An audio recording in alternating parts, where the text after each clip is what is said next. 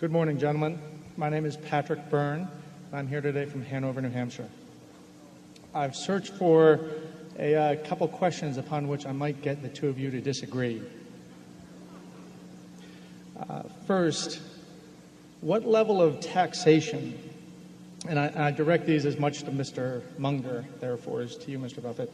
First, what level of taxation on capital gains is most conducive to the long-term economic health of a society? And is that also the fair or just rate? In other words, is the just rate of taxation on capital gains precisely that rate that creates the most economic stuff, or is there some other goal the state might pursue? And as a not so subtly related question, I work in a New Hampshire factory that makes industrial torches. As CEO, I might add, Patrick. Say again? As CEO of that workings made it sound like you were down there on the floor. I just wanted people to. Patrick writes me letters from chairman to chairman, so I think we got to get him back at it. Continuing. Well, it's a small company. I do work as CEO, but it's not much of a hierarchy. We make torches used in heavy manufacturing, and the fortunes of our factory echo those of industrial America. Do you agree with the conventional wisdom that maintains that the age of classical industrial America has passed, and that America cannot be competitive in the long term with low-wage countries? So the first question is on taxation of capital gains, and then the second is on the future for industrial America. I have a sensational answer on the tip of my tongue, but I think I'll let Charlie go first. Well, refine it a bit. Well, I think there's an easy answer to your capital gain issue, and one is what makes an economy work best in some abstract mathematical sense. And the other is the consideration that you allude to, which gets into issues of fairness. And it's as Aristotle felt that systems worked better when they were generally perceived as fair. The civilization worked better if people saw the differences in rewards as having been fairly reasonably fair anyway.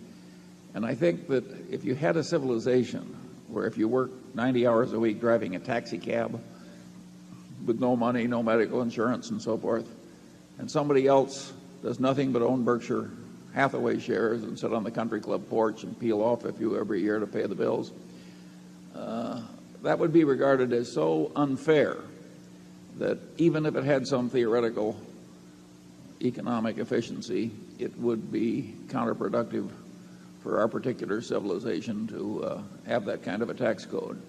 So I'm all for having some taxation of capital gains. Once you reach that conclusion, you get into the question of what is the fair rate. I think the fair rate might well be a little lower than it is now, but not much lower. Sounds to me like he's a seller of Berkshire. Patrick is a former heavyweight boxer and just got his PhD fairly recently from Stanford with a 700-page dissertation, which has in it some commentary that actually bears on this. And I thank Patrick actually for introducing me to a kind of a system of mental construct to attack questions like this.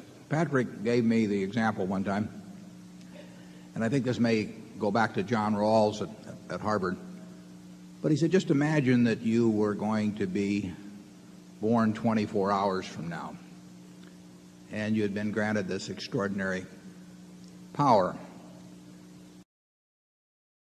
to determine the rules, the economic rules of the society that you were going to enter. And those rules were going to prevail for your lifetime and your children's lifetime and your grandchildren's lifetime.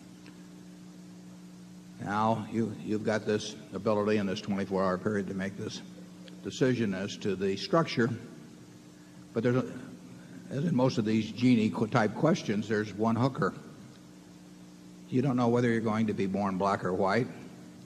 You don't know whether you're going to be born male or female. You don't know whether you're going to be born bright or retarded.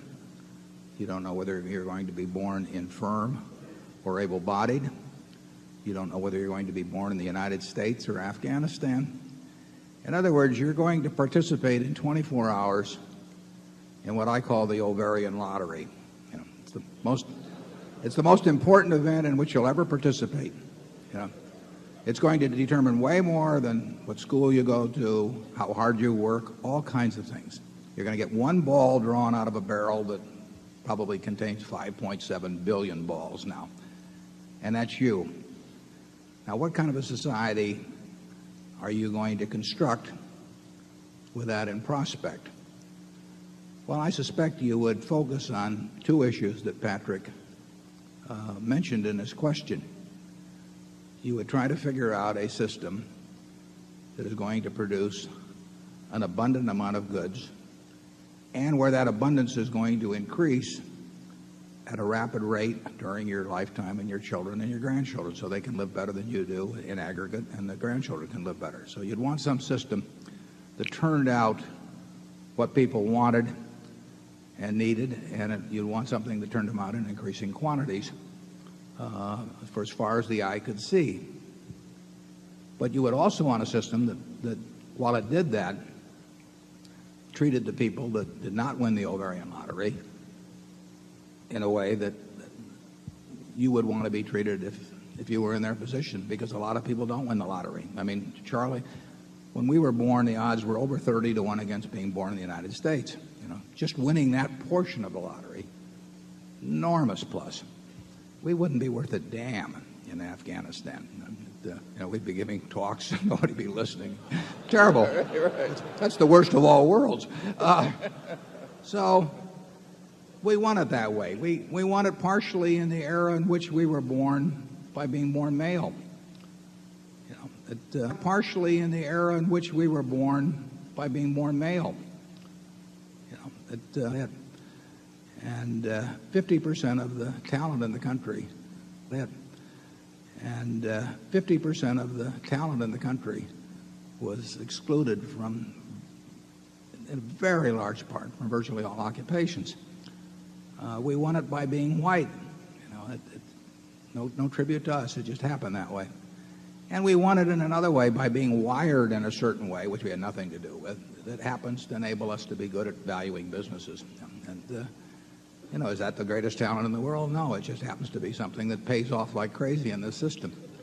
Now, when you get through with that, you still want to have a system where the people that are born like Bill Gates or Andy Grove or something get to turn those talents to work in a way that really maximizes those talents. I mean, it would be a crime to have Bill or Andy or people like that, or Tom Murphy, working in some pedestrian occupation just because you had this great egalitarian instinct.